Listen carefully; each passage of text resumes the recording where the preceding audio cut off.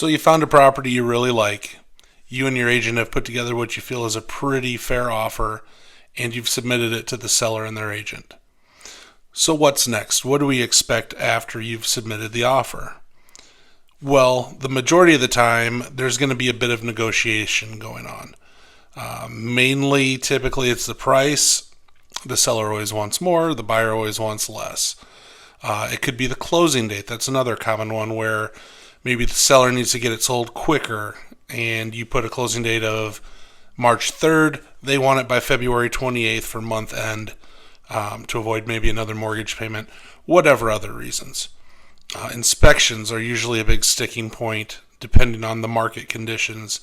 The sellers want less inspections. Usually we ask buyers, do you want to get more inspections done so you can kind of look under the hood a little more thoroughly? Maybe those inspections lead to some items that need to be repaired. Maybe the seller wants to do those repairs. Maybe they'd rather just issue a credit. Maybe they really don't want to negotiate away too much, and they would rather just stick to the property being more of an as-is. Another thing we negotiate is a home warranty. Usually on the buyer side, we recommend, especially on older homes and even some of the newer homes, get a home warranty. Protect yourself if one of the mechanicals were to fail. I know this past year, our furnace had some issues, and the AC unit on our home was older, so we just had them both replaced rather. If it would have been a purchasing thing where we were buying this house, we might have asked for a home warranty because of the life that you could typically expect on those mechanicals was getting around the 10-year mark, and sometimes that can be about the time that these things fail or start having a need for repairs.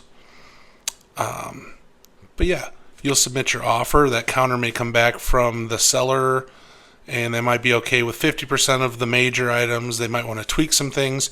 You go back and forth.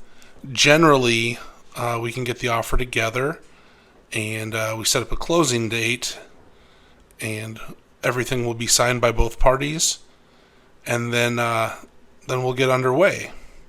In the next video, we'll discuss once those documents are signed and they're submitted to the attorneys, the lender, every party that needs to be a part of those documents, where we go from there.